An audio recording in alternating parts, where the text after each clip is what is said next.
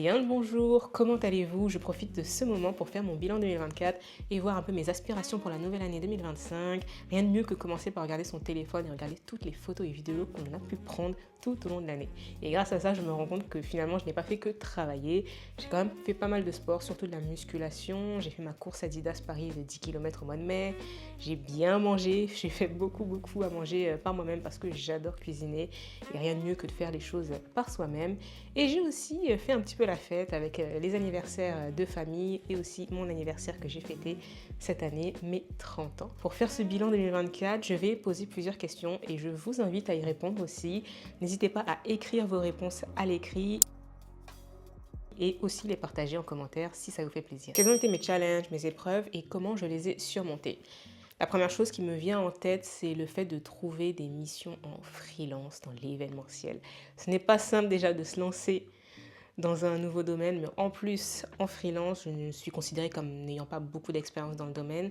C'est difficile de se vendre à un certain prix, de connaître ses prix. Donc c'était assez compliqué les premiers mois, d'autant plus que c'était la fin de mon aide au chômage.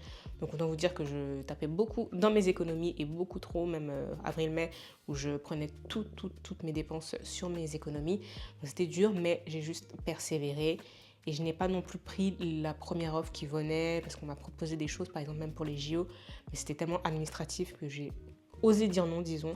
Parce que la première chose, c'est oui, je prends comme ça, j'ai de l'argent. Mais au final, non, j'ai réussi à me restreindre aux choses qui m'intéressaient, qui me plaisaient ou que j'avais déjà fait. Comme la mission que je fais en ce moment en tant que chargée de projet dans la logistique où je gère des participants qui sont invités à participer à des congrès. Donc je gère leur logement, leur transport et leur inscription à cet événement. Et voilà, c'était juste se dire non, ne prends pas la première offre qui te vient et juste persévère. Continue à envoyer des emails, continue à chercher des offres par exemple sur Indeed et fais un peu de networking, ça c'est compliqué. La deuxième difficulté que j'ai eue cette année, c'est surtout au mois de septembre, j'ai accepté un dossier, le dossier de trop. J'avais déjà pas mal de dossiers à gérer, plus petit, mais là celui-là déjà était beaucoup plus gros, il y avait beaucoup plus de participants et il était bordélique. Donc une fois que je l'ai repris, on ne retrouvait pas les informations, c'était vraiment difficile de s'y retrouver et en plus il y avait beaucoup de choses à faire encore, il y avait beaucoup d'échanges avec les participants, leurs managers et ça m'a mis dans la mouise déjà pour ce dossier, mais pour les autres parce que je ne faisais pas ce que je devais faire dans les temps, je passais les deadlines et tout ça, donc c'était très compliqué et j'ai eu un mois de septembre et octobre très surchargé en termes de travail. Je faisais des 7h, 23h, je pleurais des fois parce que je me suis dit mais qu'est-ce que j'étais chercher dans ce truc là, pourquoi j'ai pris ce dossier trop, pourquoi je l'ai pris? Parce que je voulais plus d'argent. Voilà, ça c'est le problème de quand on est en freelance, on ne sait pas de quoi il fait demain ou du moins le mois prochain. Donc je voulais m'assurer d'avoir ce gain d'argent que j'ai eu bien heureusement. Mais voilà, c'était très dur et j'ai juste passé mes journées, je faisais les horaires et je subissais. Là, j'ai pas tant fait quoi que ce soit pour le surmonter, j'ai juste subi journée après journée. Et si, on va dire que la chose qui me faisait survivre, c'est de me dire que de toute façon, à un moment ou à un autre, ça sera terminé. C'est pas juste un problème qui va rester dans le temps à vie. Un jour, le dossier sera terminé, l'événement sera terminé, donc voilà, je vais pouvoir m'en sortir. Et puis, je savais aussi qu'il y avait mon voyage en Colombie qui arrivait, donc voilà, je me disais, ça va finir, ne t'inquiète pas, et à la fin de ta récompense, il y aura ton voyage. Quelles ont été mes réussites cette année? Je vais tout de suite dire avoir trouvé cette première mission et du moins cette première agence avec laquelle je travaille et qui m'a même proposé des missions pour cette nouvelle année 2025. Je suis vraiment contente de pouvoir travailler sur plusieurs dossiers, que l'on me fasse confiance et puis bien sûr de gagner de l'argent parce que il faut que je vive et que je fasse ce que j'aime, voyager. Donc franchement, ça fait plaisir de voir aussi qu'ils me font confiance de manière à ce que je puisse continuer à travailler sur leur dossier l'année prochaine. Autre chose, c'est que j'ai travaillé pendant les JO. Je voulais absolument que les JO arrivent un jour à Paris. Et ils y étaient et j'y ai travaillé. Je n'ai pas travaillé pour les JO Paris, mais j'ai travaillé pour On Location qui s'occupait de toute l'hospitalité. Et j'ai précisément travaillé pour un des sponsors et ça m'a permis d'être sur les sites de compétition et voir les compétitions. C'était génial, juste judo, j'ai vu la natation, le water polo, j'ai vu la gymnastique, basket, j'étais aussi à la défense d'Ampouy, j'ai fait aussi un peu de badminton, j'ai vu le beach volley près de la Tour Eiffel, meilleur site de compétition avec la vue On regarde en bas, on a le beach volley, on regarde en haut, on a la Tour Eiffel. C'était juste parfait. Une autre chose, bien sûr, c'est cette chaîne YouTube que j'ai lancée en janvier. Ça fait déjà un an, je n'arrive pas à y croire. Juste, je n'arrive pas à y croire que ça fait déjà un an que je suis sur YouTube, que je fais mon petit montage, que je fais une petite vidéo et que voilà. J'essaie de transmettre ce que je sais et juste transmettre aussi mon quotidien en tant que femme noire. Et j'adore. J'ai même été assez régulière malgré quelques semaines sans vidéo ou au mois de septembre, bien sûr, où j'étais beaucoup trop surchargée et je n'avais pas du tout la tête à ça. Mais voilà, je trouve que j'ai bien géré mon planning par rapport à l'objectif initial qui était de poster une fois toutes les semaines à partir du mois de mars. Donc c'est pas mal du tout. Et bien sûr, je vais parler de mon voyage en Colombie enfin. Il faut savoir qu'en 2019, je vivais à l'étranger. Je vivais à Toronto et je suis rentrée définitivement en France. Donc, je suis rentrée en décembre 2019. 2020, Covid, sauf que moi, je suis rentrée la tête pleine d'objectifs, de nouveaux projets, dont voyager en Amérique du Sud pendant 2 mois. Je devais faire 1 mois en Colombie et 2 semaines dans 2 autres pays. Et j'ai eu vraiment beaucoup de mal à lâcher ce projet quand il y a eu Covid. Et je me suis dit, mais non, c'est pas grave, ça va passer, ça, dans 1 mois, c'est bon, c'est juste une grippe, quoi. Mais non, pas du tout. J'ai eu beaucoup de mal à me débarrasser de ce projet, de dire qu'on le mettra plus tard. Sauf que sachant que je voulais me lancer dans l'événementiel, l'événementiel, ça a mis du temps à redémarrer. Moi, en tant que femme de génie civil, j'ai changé, je me suis reconvertie. Il fallait vraiment que je convainc les entreprises, sauf que ça ne se faisait pas. Donc voilà, je me suis dit, année après année, il faut repousser. Je n'avais pas non plus les sous pour le faire. Et enfin, cette année, je vais partir et bien sûr, abonnez-vous si vous souhaitez voir et suivre toute la série sur mon voyage en Colombie. Ça sera vraiment un voyage de 3 semaines où je vais parcourir la Colombie. Je vais visiter plusieurs villes, entre villes, montagnes et mer. Donc n'hésitez pas à vous abonner. Un mot-clé pour décrire cette année. Pour cette année, vu tout ce qui s'est passé, je dirais plus, on va dire, les montagnes russes de roller coaster. C'était juste un jour ça va, un jour ça va pas. Un jour je ne trouve pas de mission, un jour je trouve des missions, un jour ça commence à bien se passer, mais au final j'ai pas beaucoup de missions, j'ai pas d'argent. Enfin, ça allait dans tous les sens. Au mois de juillet et août aussi, j'étais quand même assez débordée parce que je travaillais à la fois pour les JO, donc ça allait les horaires. C'était pas que voilà, quelques heures sur place, mais après je travaillais pour l'agence. Donc j'étais débordée en fait. J'avais beaucoup de choses à faire. Je ne me reposais pas du tout, donc vraiment, un jour ça va, un jour ça ne va pas, je suis heureuse, je ne suis plus heureuse, mais aujourd'hui je peux vous assurer que je suis très heureuse.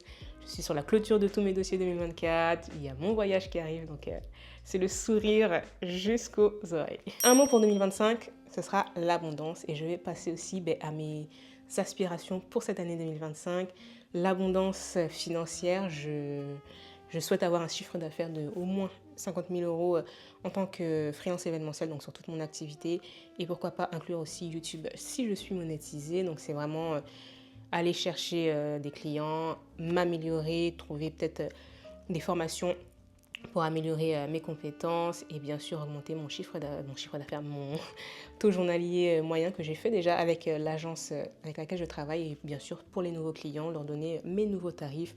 C'est vraiment me donner beaucoup plus pour aller chercher ces clients et bien sûr recevoir l'argent qui va avec. Je vais aussi parler d'abondance dans les rencontres et tout ce qui est rencontres amicales ou professionnelles. Le professionnel, j'ai eu un déclic ce week-end lors d'un brunch. J'ai fait un brunch avec Talenty Good Morning. Ils organisent des brunchs tout au long de l'année et ce week-end, c'était spécialement pour toutes les femmes qui avaient déjà participé au moins à un des brunchs.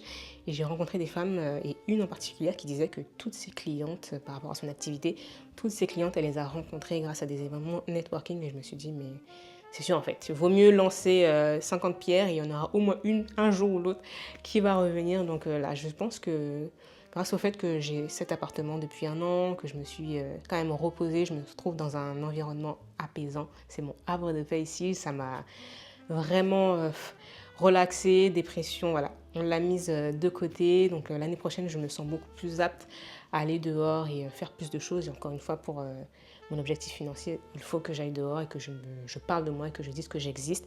Voilà, je dois parler à au moins 100 personnes pour qu'il y ait 1, 2, 3 personnes qui viennent et il suffit d'une personne pour faire vraiment de beaux projets, donc des rencontres professionnelles, mais aussi des rencontres amicales, sortir déjà, ne serait-ce que plus sortir. Je ne sors pas, ne serait-ce que dans ma salle de sport. Je ne connais personne. Je suis tellement concentrée sur ma séance, je ne veux vraiment pas déborder, j'enchaîne mes exercices, j'enchaîne mes pauses, donc je n'ai pas le temps de discuter, c'est dommage. Donc je pense qu'une fois que j'aurai ma voiture, voilà, j'aurai un peu plus aussi de flexibilité en termes de temps, je ne dépendrai pas des horaires de bus, donc voilà, je pourrais prendre un petit peu de temps de discuter avec les uns et les uns, parce qu'il y a très très peu de femmes dans ma salle de sport. Et on va aussi parler d'abondance dans le respect de soi-même, dans l'abondance de joie en fait, et savoir dire non. Parce que quand on dit non, c'est la paix intérieure qui est là, qui reste et qui est présente toute la journée. Il faut apprendre à dire non. Tant qu'on nous propose quelque chose et que la première réponse que l'on a, ce n'est pas un grand oui, il faut dire non. Dernièrement, je l'ai fait. J'étais invitée à un repas. On m'a invitée la veille, littéralement moins de 24 heures avant.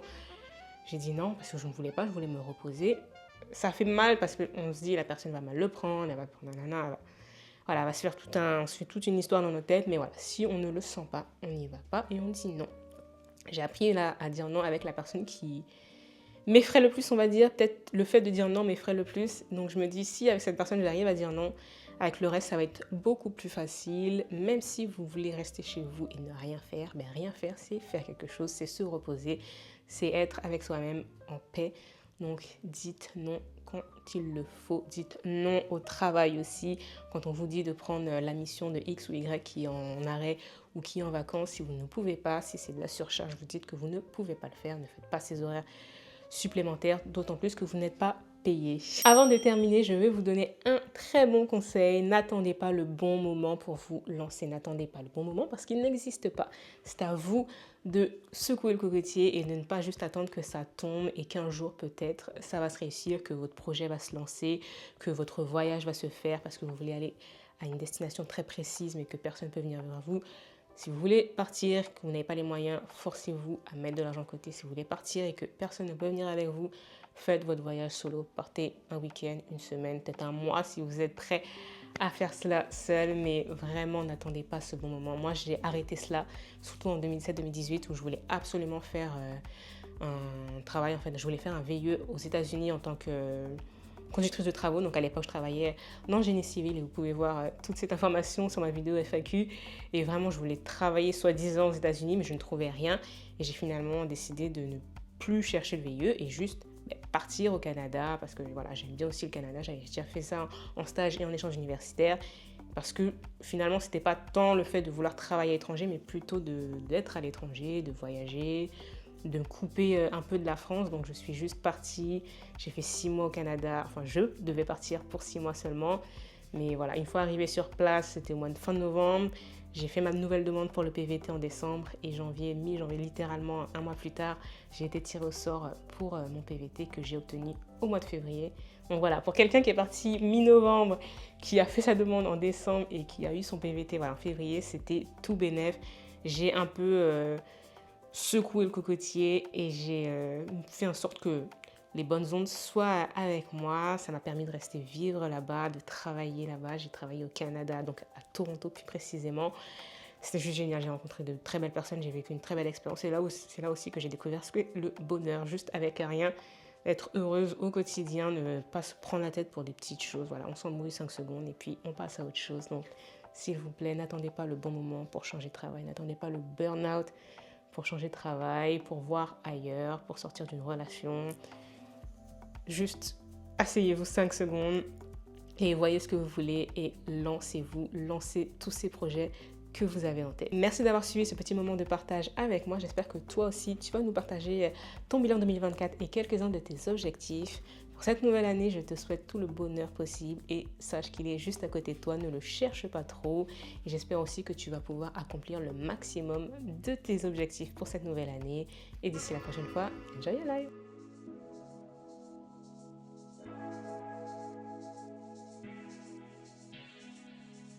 Girl, I realize all I